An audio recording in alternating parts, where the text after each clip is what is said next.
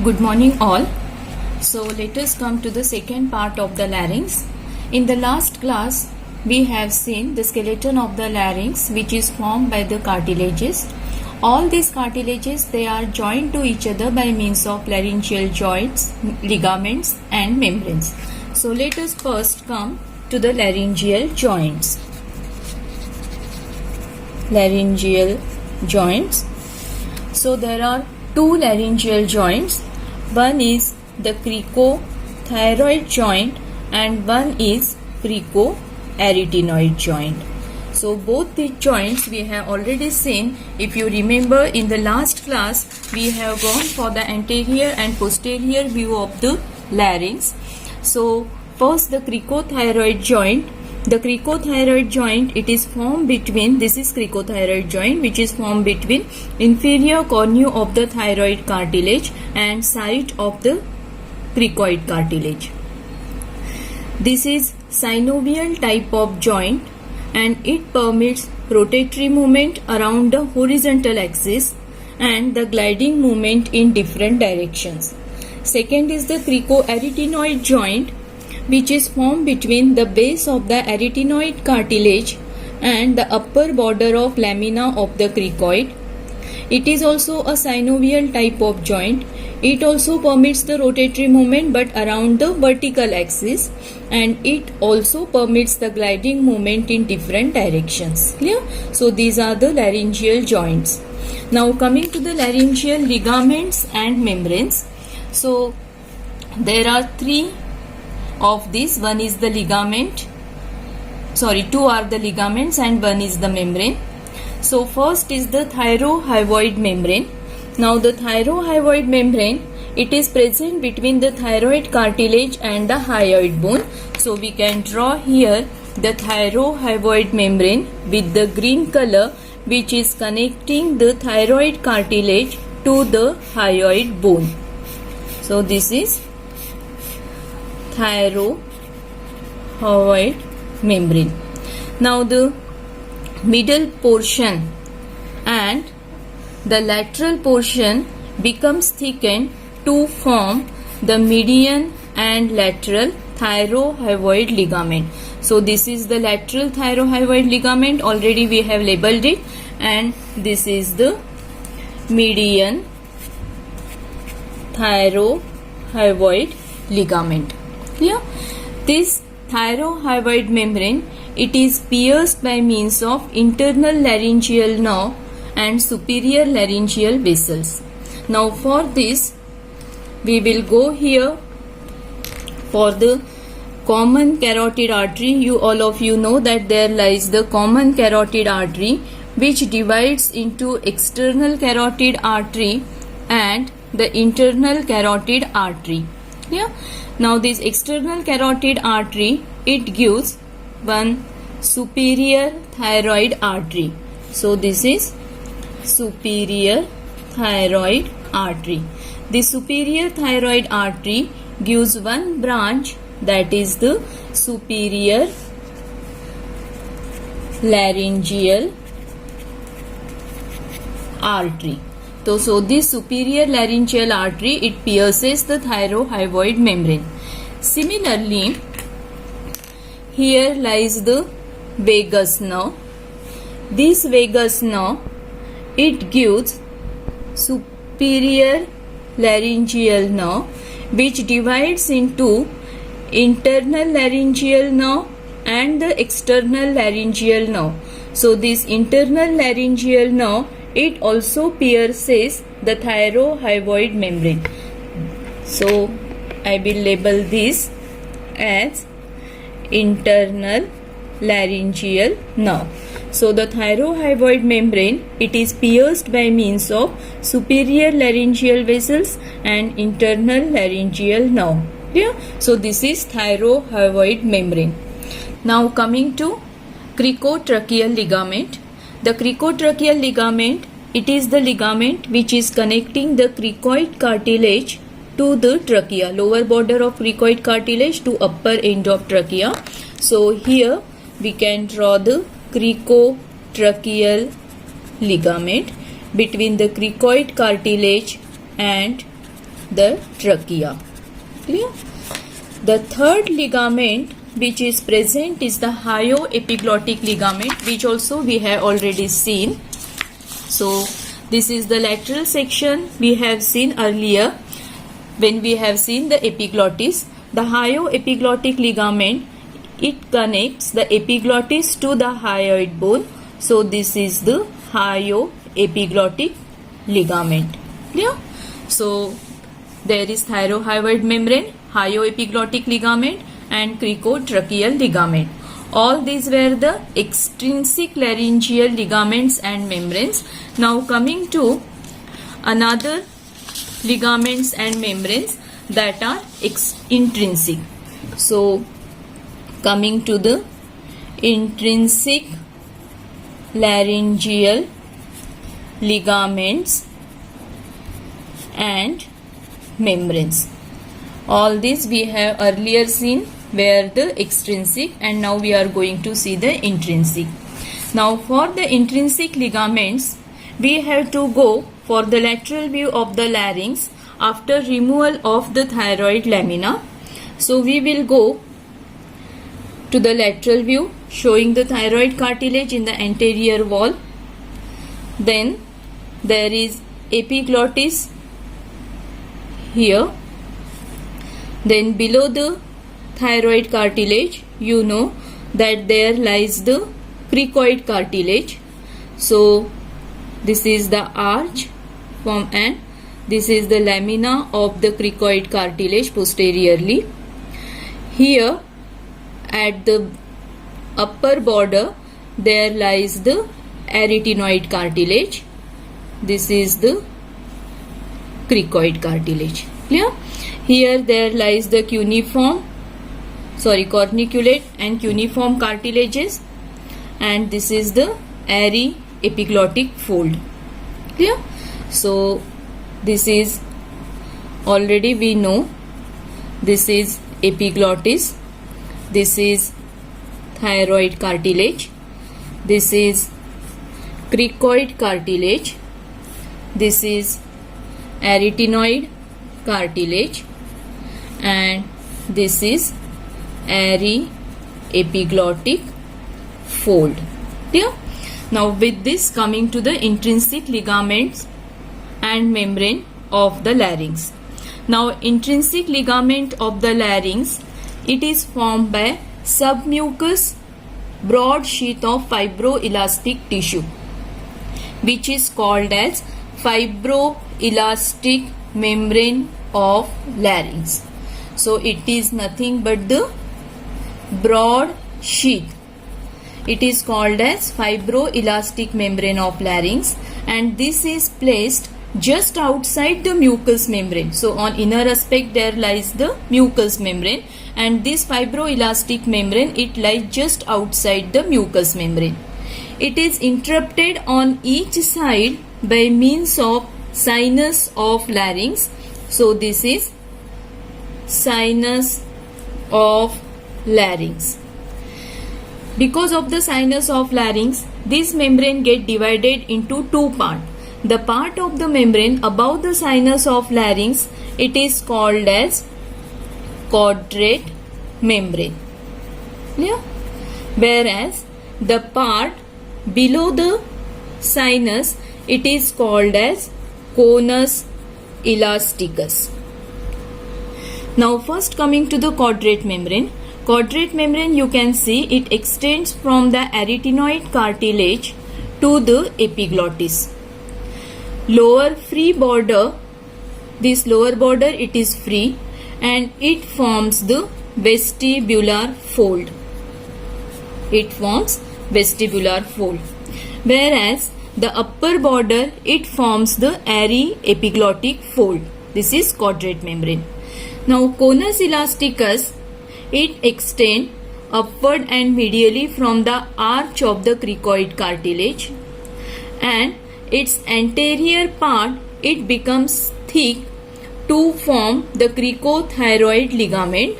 So anterior part, it becomes thick to form cricothyroid ligament, whereas its upper border is again free and it forms the vocal fold. Clear?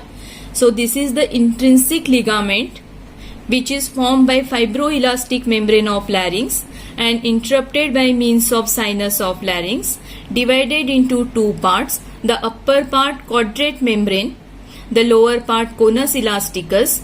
Lower free border of quadrate membrane is vestibular fold and upper free margin of conus elasticus is vocal fold. After this, let us come to the cavity of larynx. Yeah. Now, for the cavity of the larynx, its extent, we will go to our model which we have already prepared. Now this is the cavity of the larynx. It extends from the inlet of the larynx to the lower border of the cricoid cartilage. Now the inlet of the larynx, how the inlet is formed? It is bounded anteriorly by the epiglottis, posteriorly by the interarytenoid fold of mucous membrane, and on each side by the airy epiglottic fold. So this complete forms the inlet of larynx, which is oblique. It looks backward and upward and opens into laryngopharynx. Clear? So this is the inlet and this is the cavity. Now we know that the cavity of the larynx, it is lined on inner aspect by means of mucous membrane. Now let us come to the detail of the cavity of the larynx. Now within the cavity there are two folds of mucous membrane. So we will show these two folds by means of simple diagram. So this is the mucous membrane. This is one fold and this is the another fold. This is one fold and this is the another fold. So two folds of mucous membrane. The upper fold, it is called as vestibular fold, whereas lower fold, it is called as vocal fold. The space between the vestibular fold, it is called as rima vestibuli, whereas the space between the two vocal fold, it is called as rima glottidis. It is also called as simple glottis. It is clear? So mucous membrane, it is forming the two folds. The upper fold, it is called as vestibular fold. The lower fold, it is called as vocal fold. The space between the two vestibular fold, it is called as rima vestibuli. The space between two vocal fold, it is called as rima glottidis or simple glottis. Clear? Now, if we take the section at the level of vocal fold, here if we take the section at the level of vocal fold, how will be the picture? Anteriorly we are able to see the thyroid cartilage and posteriorly arytenoid cartilage. So somewhat this will be the picture. This is the thyroid lamina forming the angle and posteriorly there is arytenoid cartilage. So when we take the horizontal section, what we have seen, the vocal folds which are present over here, these are attached anteriorly to the angle of the thyroid cartilage on its posterior aspect, and posteriorly they are attached to the vocal process of the arytenoid cartilage. These are the vocal process of the arytenoid cartilage and these are the muscular process. These are the vocal folds which are attached anteriorly to the posterior aspect of angle of thyroid cartilage. Posteriorly they are attached to the vocal process of the arytenoid cartilage. So to label, this is thyroid cartilage. These are the vocal folds. These are the arytenoid cartilage. Clear? Now, because of this attachment, what happens? The rima glottidis or the glottis, which is nothing but the space between the two vocal folds, it comes to limited posteriorly by means of interarytenoid fold of mucous membrane. Clear? And this rima glottidis, it comes to form the two parts, anterior part and the posterior part. This is anterior part which is called as intermembranous part.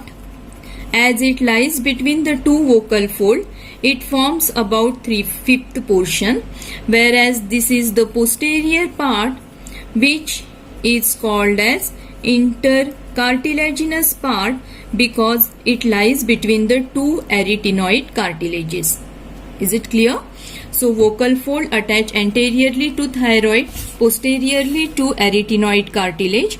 Rima glottidis limited posteriorly by interarytenoid fold of mucous membrane, and it comes to divide into two parts, anterior intermembranous and posterior intercartilaginous. The rima glottidis, it is the narrowest part of the larynx, and its length, it is about 23 millimeter in male, whereas it is about 17 millimeter in female. Clear?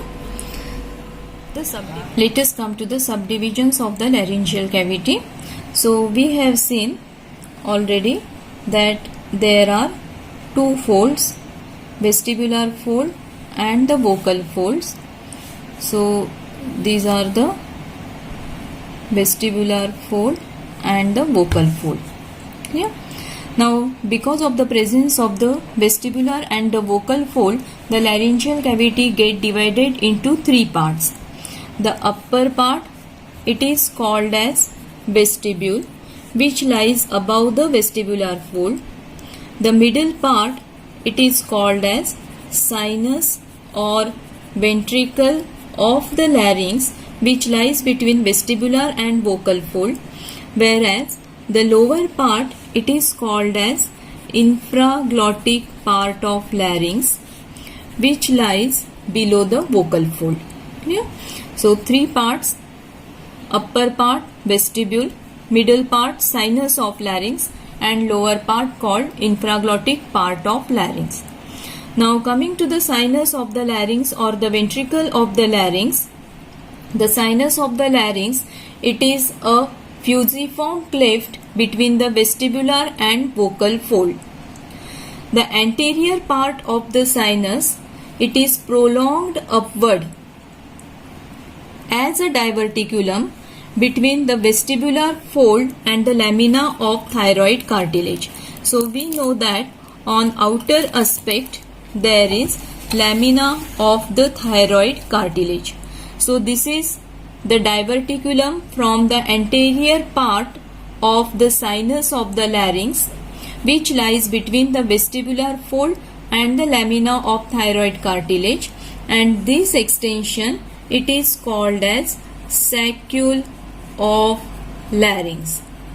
What is its importance? The saccule of larynx, it contains mucous glands which help the lubrication of the vocal fold. Clear? So this is about the subdivisions of the laryngeal cavity. Now next, coming to the very important topic, that are the intrinsic muscles of larynx. Now there are about 9 intrinsic muscles of larynx. We will go to all the muscles one by one. So first is the cricothyroid muscle. As the name suggests, it goes from the cricoid cartilage to the thyroid cartilage. So for the cricoid cartilage, we will go to the side view of the thyroid cartilage, showing superior cornea and the inferior cornea. This is cricoid cartilage. Okay. So the cricothyroid muscle, it goes from lower border and lateral surface of cricoid.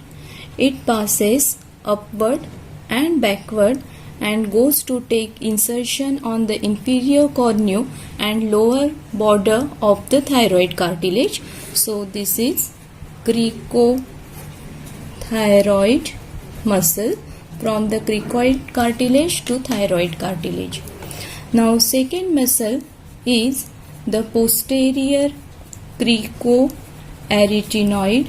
Again, as the name suggests, it goes from cricoid to arytenoid and it lies posteriorly. Therefore, we will go to the posterior view where we have seen the epiglottic cartilage, Then there lies the lamina of the cricoid cartilage with the arytenoid cartilage. This we have already seen. Now, cricoarytenoid muscle, it goes from posterior surface of the lamina of the cricoid. It passes upward and laterally and goes to the muscular process of the arytenoid cartilage. So this is posterior cricoarytenoid from the cricoid cartilage to the muscular process of the arytenoid cartilage. Okay?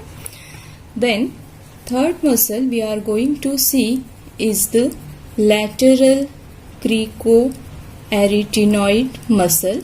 Again, as the name suggests, it goes from cricoid to arytenoid, but it lies on the lateral side. Therefore, we will go to the lateral view of the larynx. As we have seen in the lateral view, this is thyroid cartilage. This is epiglottic cartilage. Then here we can see the cricoid cartilage with arytenoid cartilage, arch of cricoid cartilage and the lamina of cricoid cartilage. Here there is aryepiglottic fold with corniculate and cuneiform cartilages. So lateral cricoarytenoid, it goes from lateral part of upper border of arch of cricoid and it passes upward and backward and goes to the muscular process of the arytenoid. So we can draw the lateral cricoarytenoid. It passes from lateral part of upper border of arch of cricoid and it goes to the muscular process of the arytenoid. So this is lateral cricoarytenoid muscle.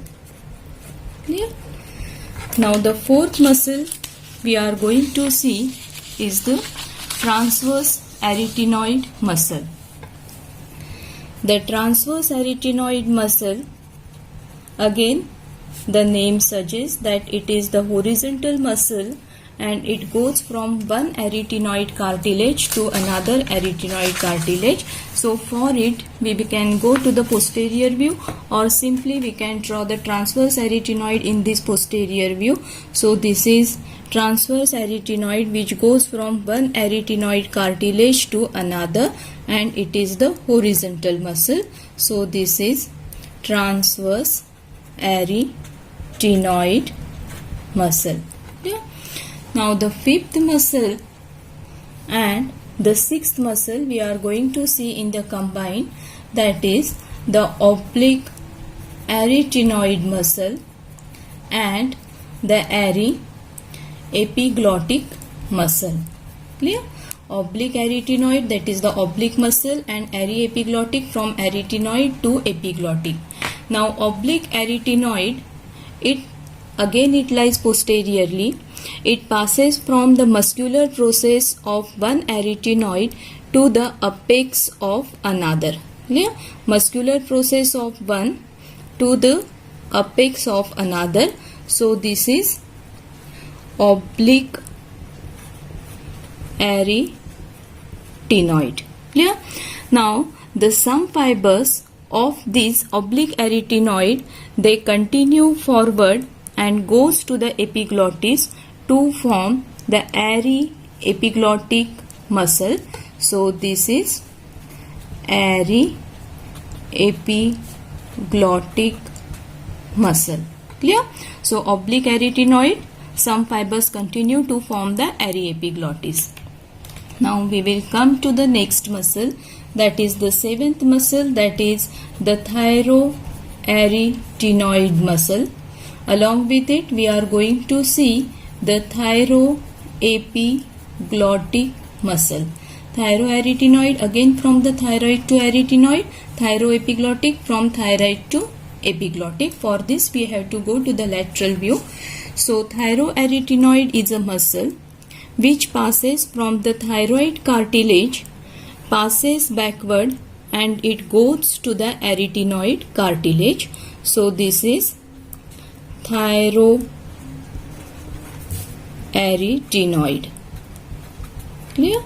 Now some fibers of the thyroarytenoid, they curve upward and backward and goes to the aryepiglottic fold and to the epiglottis. So this is, it forms the thyroepiglottic muscle. Clear? So this is thyroepiglottic. Now coming to the last muscle, that is the vocalis muscle. Now vocalis muscle, it originates from the vocal process of the arytenoid cartilage, and for this we will go to the horizontal section. During the vocal cord, we have seen one horizontal section showing the lamina of the thyroid cartilage and the angle of the lamina of the thyroid cartilage. Posteriorly, we have gone for the arytenoid cartilage. This is the vocal process. We have seen that vocal folds, they come from the thyroid cartilage to the vocal process. Now the vocalis muscle, it takes origin from the vocal process of the arytenoid cartilage. It passes forward and take insertion on the vocal ligament and the thyroid angle. Clear? So this is the vocalis muscle. Clear? So these are the about 9 muscles. Cricothyroid, from cricoid cartilage to thyroid. Posterior cricoarytenoid, from the cricoid to muscular process of arytenoid posteriorly. Lateral cricoarytenoid, from the cricoid to muscular process but lies laterally. Then transverse arytenoid, from one arytenoid to another. Oblique arytenoid, from one muscular process to apex of another, and some fibers continue to form the aryepiglottic. Then thyroarytenoid, from the thyroid cartilage to the arytenoid. Some fibers curves upward and backward and form the thyroepiglottic muscle. Last is the vocalis muscle, which takes origin from the vocal process and goes to take insertion in the vocal ligament and the thyroid cartilage. Now coming to the actions and the muscle causing that action. So first action is the abduction of the vocal cord. The abduction of the vocal cord is caused by posterior cricoarytenoid muscle. Now we know that these are the vocal folds. These are the arytenoid cartilages. This is the posterior boundary. This is the intermembranous part and this is the intercartilaginous part. Posterior cricoarytenoid goes from cricoid to the muscular process. So when the posterior cricoarytenoid contracts, the muscular process of both the arytenoid get rotate medially. As a result, vocal fold get rotate laterally. Because of this, the position of the arytenoid cartilage now become like this. So these are the vocal process and muscular process, rotate medially, vocal process laterally, and these are the vocal cords. Now because of the lateral rotation of the vocal process, there is abduction of the vocal cord causing diamond shaped glottis. Clear? So the shape of the glottis become diamond shape, and this situation, it occurs in the full inspiration. This action of posterior cricoarytenoid, it saves the life of a subject. How? Because if the posterior cricoarytenoid get paralyzed, then adductor of the vocal cord will have the upper hand and the subject may die due to lack of air entry. Therefore, posterior cricoarytenoid, it is called as safety muscle of larynx. Clear? Now, second action is the adduction of the vocal cord. The adduction of the vocal cord, we are going to study it in two parts. So again the same diagram. This is the arytenoid cartilage. This is again the posterior boundary, intermembranous and intercartilaginous part. The adduction of the intermembranous part, it is carried out by lateral cricoarytenoid muscle. Now lateral cricoarytenoid, it comes from the lateral surface of the cricoid to the muscular process. When there is contraction of the lateral cricoarytenoid muscle, the muscular process, it get rotate laterally. As a result, vocal process get rotate medially. Because of this will be the position of the arytenoid cartilage. So this is the vocal process and this is the muscular process. This is the vocal cord. Now, because of the medial rotation of the vocal process, there is adduction of the vocal cord and the glottis, it becomes inverted funnel shape. So there is inverted funnel shaped glottis. This occurs in whispering voice. Now coming to the adduction of intercartilaginous part.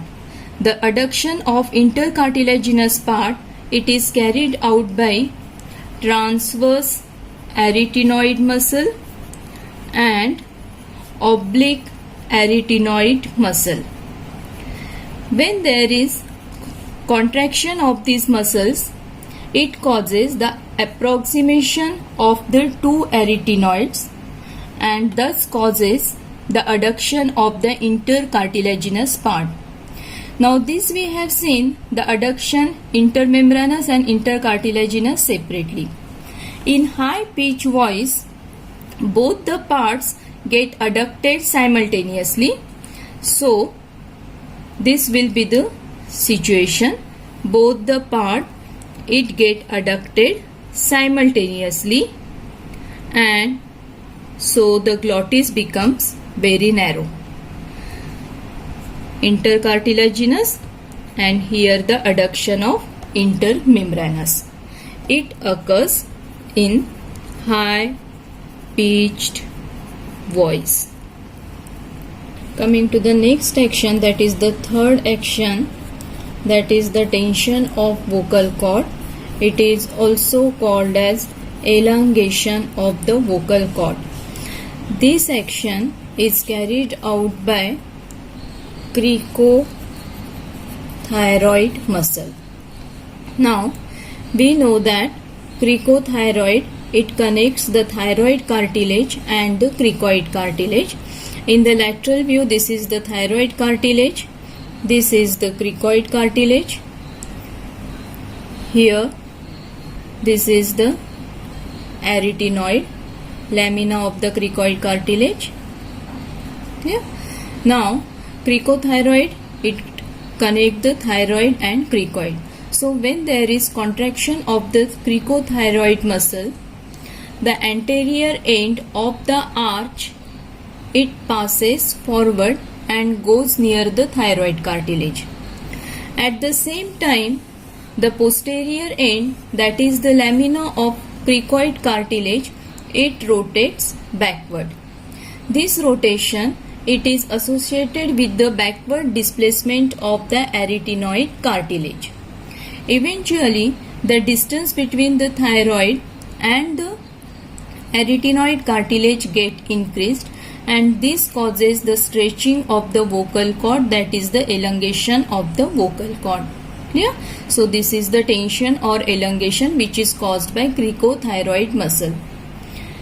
Now coming to the fourth action, that is the relaxation, exactly opposite to that of elongation. It causes the shortening of the vocal cord. This action is caused mainly by the thyroarytenoid muscle and partly by the vocalis muscle. It's very simple. Again we will go to the lateral section. So this is thyroid and this is arytenoid cartilage, we know. Now thyroarytenoid, it connects the thyroid and the arytenoid cartilage. When this muscle contract, the two ends, they get approximated to each other and therefore the vocal fold get relaxed or it get shortened. So this is relaxation or shortening of the vocal cord. With this, coming to the another action, that is the closure of inlet of the larynx. Now closure of the inlet, it is carried out by oblique arytenoid muscle and epiglottic muscle. Now for this we will go to the posterior view, which we have already seen. So this is the epiglottis and this we know these are the arytenoid cartilages. Oblique arytenoid we know from muscular process to apex, from muscular process to apex of other, and this is the epiglottic muscle. Now when the muscle contract, it causes the approximation of the epiglottic fold.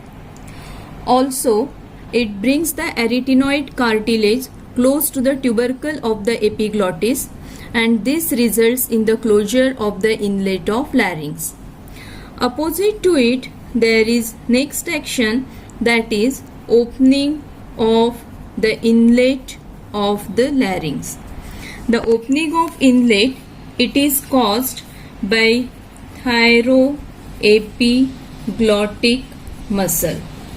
Now thyroepiglottic we know, again it is connecting the thyroid cartilage and the epiglottic cartilage. So this is thyroid cartilage, this is arytenoid cartilage, this is epiglottic cartilage, and this is epiglottic fold. We know that thyroepiglottic, it curves upward and it connects the with the epiglottic fold and the epiglottic. So contraction of these muscle brings the epiglottic fold away from each other, and thus it causes the opening of inlet of larynx. Thus these are the actions of larynx and the muscle causing them. To summarize the movements of the vocal cord, we can say that during quiet breathing, that is the rest, the intermembranous part of the glottis, it is triangular, and intercartilaginous part, it is quadrangular. Whereas during full inspiration or the forced inspiration, the glottis, it becomes diamond shaped because of abduction of the vocal cord, and which is caused by posterior cricoarytenoid, which is also called as safety muscle of the larynx. Then during whispering voice, the glottis, it becomes inverted funnel shape because there is abduction of only intermembranous part, which is caused by lateral cricoarytenoid, whereas the intercartilaginous part, it remains widely open. During the high pitch sound or the phonation or the speech, both, that is intermembranous and the intercartilaginous part, get adducted and the glottis come to reduce to a chink. Intercartilaginous part is adducted by means of transverse arytenoid and the oblique arytenoid. Then coming to the next actions. So the third action we have seen is the tension or elongation, which is caused by cricothyroid. Relaxation or shortening, it is caused by thyroarytenoid and the vocalis. Closure of inlet by the oblique arytenoid and the epiglottic, whereas opening of inlet, it is caused by thyroepiglottic muscle. Now coming to the arterial supply and venous drainage of larynx. Arterial supply and venous drainage. For this we are considering the larynx into two parts, up to vocal cord and below vocal cord. So up to vocal cord, arterial supply, it is by means of superior laryngeal artery, which is a branch of superior thyroid artery, whereas venous drainage is by superior laryngeal vein, which drains into superior thyroid vein. This is up to vocal cord. Then below the vocal cord, the arterial supply, it is by inferior laryngeal artery, which is a branch of inferior thyroid artery. Venous drainage is by inferior laryngeal vein and which drains into inferior thyroid vein. Yeah. Now coming to the nerve supply. Now there are two types of nerve supply, motor nerve supply and the sensory nerve supply. Motor nerve supply means nerve supply to the muscles. So we have seen all the muscles of the larynx. Now all the muscles of the larynx, they are supplied by recurrent laryngeal nerve, which is a branch of vagus, except cricothyroid, which is supplied by external laryngeal nerve. So all the muscles of larynx, they are supplied by recurrent laryngeal nerve except cricothyroid, which is supplied by external laryngeal nerve. Now sensory nerves, again for that up to vocal cord and below the vocal cord. Now up to vocal cord, it is supplied by internal laryngeal nerve, whereas below vocal cord, it is supplied by external laryngeal nerve. Clear? Now coming to the lymphatic drainage. For the lymphatic drainage, again we have divided it into two parts. Upper part, that is up to vocal cord, and the lower part, that is below the vocal cord. Now the upper part, it drains into antero-inferior group of deep cervical nodes, whereas lower part, it drains into posterior-inferior group of deep cervical nodes. Some lymph, it also drains into pre-laryngeal group of lymph nodes. Clear? So arterial supply and venous drainage, up to vocal cord, below vocal cord. Up to vocal cord, supplied by superior laryngeal artery, branch of superior thyroid, drained by superior laryngeal vein into superior thyroid vein.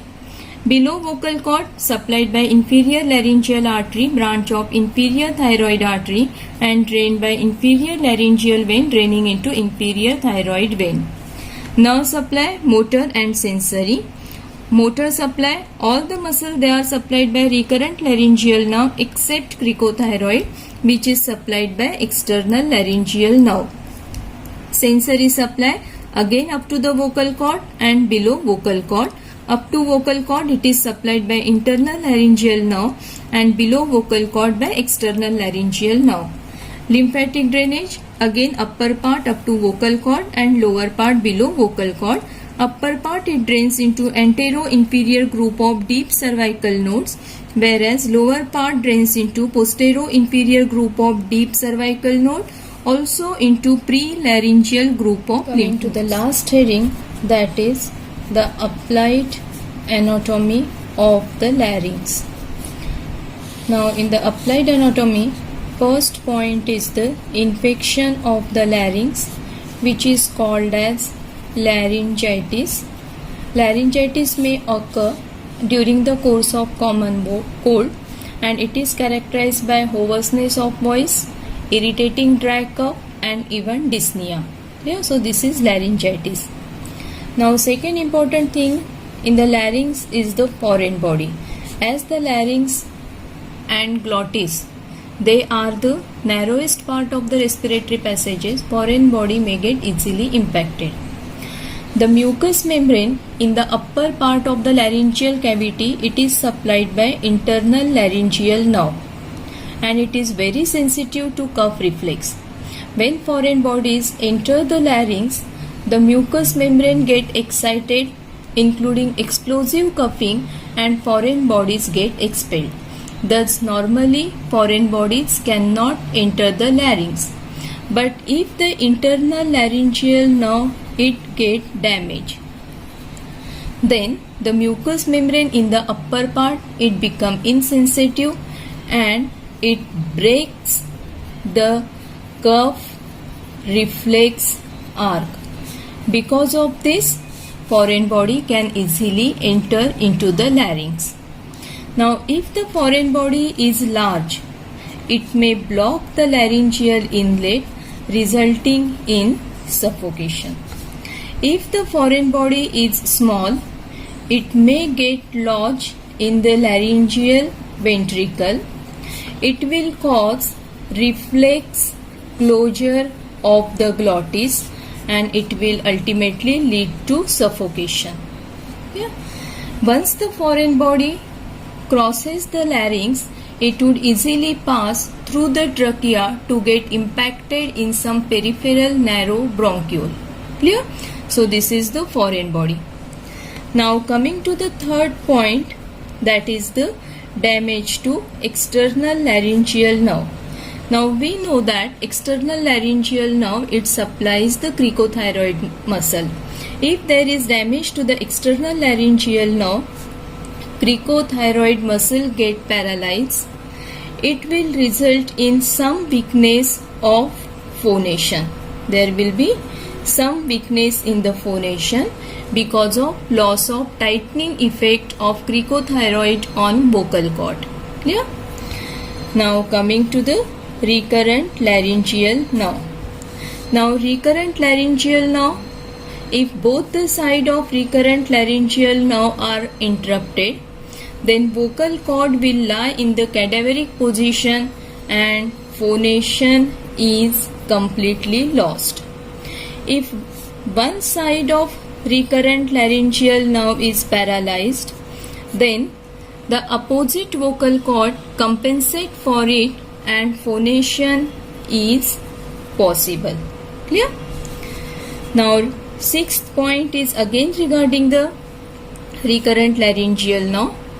Now mediastinal tumor if present, they may press on the left side of recurrent laryngeal nerve, and the pressure on the nerve it will cause alteration in the voice.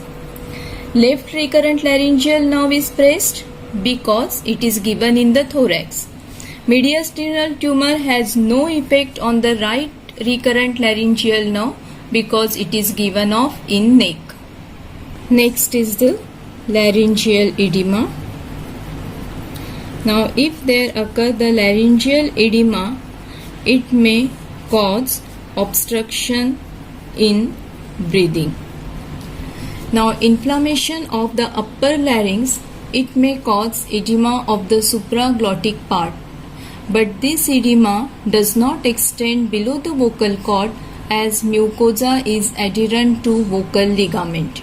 Yeah? So this is laryngeal edema. Now next is laryngeal stridulus. Now this condition it occurs in children. This is a condition which is characterized by attack of laryngeal spasm in the children and usually during night. In between the attacks, the child is absolutely normal. Laryngeal stridulus.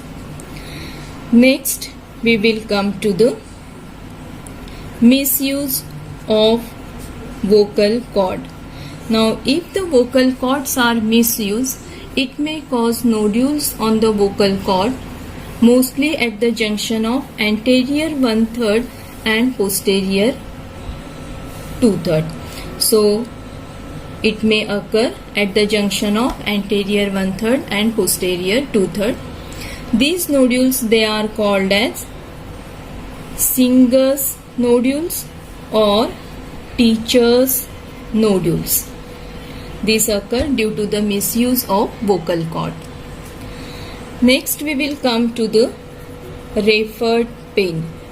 Now, we know that mucous membrane of the larynx, it is supplied by branches of vagus nerve, and so laryngeal tumor may cause Rayford pain in ear, which is also partly supplied by auricular branch of vagus nerve.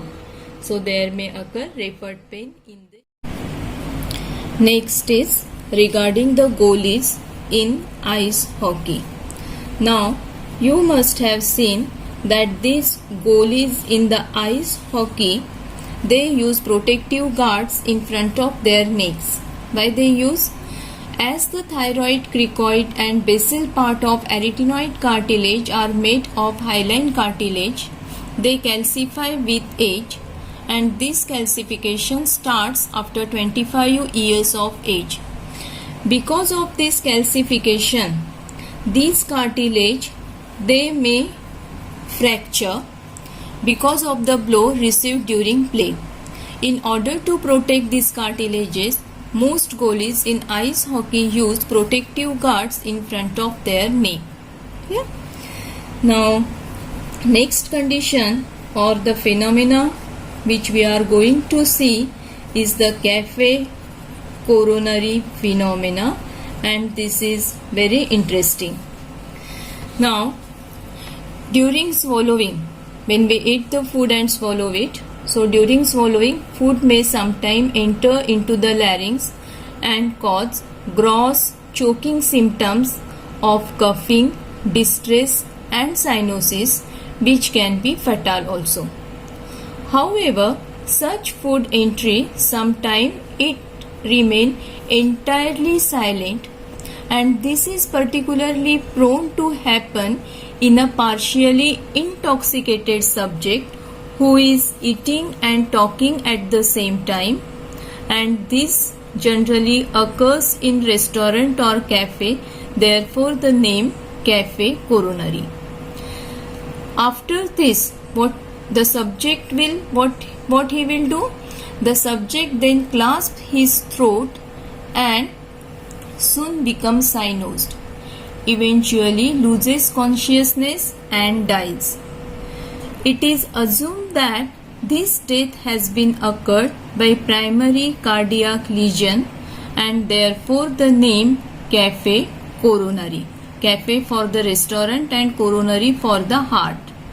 But in post-mortem, food bolus is found in the larynx, and it is confirmed that this is nothing but the cafe coronary phenomena. Next, we are going to see about the pyriform fossa.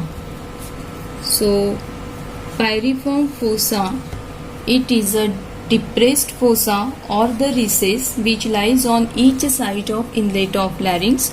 To see the pyriform fossa, we will go to the simple diagram which we have already seen of the vestibular and the vocal fold. So, this is vestibular and the vocal fold. Now, we know that outside the mucous membrane, there lies the quadrate membrane. This is aryepiglottic fold, and this is the pyriform fossa. The pyriform fossa, it is bounded on medial side by aryepiglottic fold. On lateral side, it is bounded by thyrohyoid membrane and the thyroid cartilage. We know that on outer side there lies the thyroid cartilage, and this is thyrohyoid thyroid membrane. Yeah, so these are the boundaries. Now the floor of the pyriform fossa, it comes in close contact with the internal laryngeal nerve. So this is internal laryngeal nerve. Now coming to the importance of the pyriform fossa. Now if the foreign body get impacted or entered in the pyriform fossa, then while removing it, one may pierce the mucous membrane and it may cause damage to the internal laryngeal nerve. Second thing, if the foreign body which is lodged in the pyriform fossa, it is sharp, it may pierce the mucous membrane of the floor and may cause damage to the internal laryngeal nerve, causing anesthesia of the supraglottic portion of the laryngeal cavity. Clear? Another importance of the pyriform fossa is that it is also called as smuggler's fossa. And why smuggler's fossa? Because the smuggler take the advantage of depthness of the pyriform fossa and use it to smuggle out precious stones and diamonds, etc. Therefore called as smuggler's fossa. Now coming to the next point, that is the laryngoscopy. Now laryngoscopy, it is nothing but the visualization of the interior of the larynx. The interior of the larynx can be inspected indirectly through a laryngeal mirror. It is called as indirect laryngoscopy, or it may inspected directly by means of laryngoscope. It is called as direct laryngoscopy. Now the various structures which are seen in the laryngoscopy are, so we can show it diagrammatically. So this is the epiglottis. This is thyroepiglottic fold. These are the cuneiform and corniculate cartilages. This is base of the tongue with median glossoepiglottic fold. These are the vocal folds, vestibular folds. Yeah. So the various structures which are seen during laryngoscopy are base of tongue, then median glossoepiglottic fold, then we are also able to see the vallecula, we are able to see epiglottis, then vocal fold, vestibular fold, tracheal rings and pyriform fossa. Clear? So what are the structures seen during laryngoscopy are base of tongue, vallecula, median glossoepiglottic fold, epiglottis, vocal fold, vestibular fold and tracheal rings. Yeah. Now coming to the next point, that is the laryngotomy. Now what is laryngotomy? It is nothing but the surgical incision into the larynx, typically to provide air passage in case of obstruction in breathing. It is done as an emergency procedure. Clear? Next, we are going to see about the ABC. Now, what is this ABC? If the patient is unconscious, we have to remember ABC. A is for airway, B is for breathing and C is for circulation. Now for the patency of the airway in the unconscious patient, the tongue is pulled out and endotracheal tube is passed between the right and left vocal cord into the trachea. Clear? So we have to remember A, B, C in unconscious patient. This is all about the applied anatomy of the larynx, and we have seen and covered all the headings of the larynx and completed the larynx.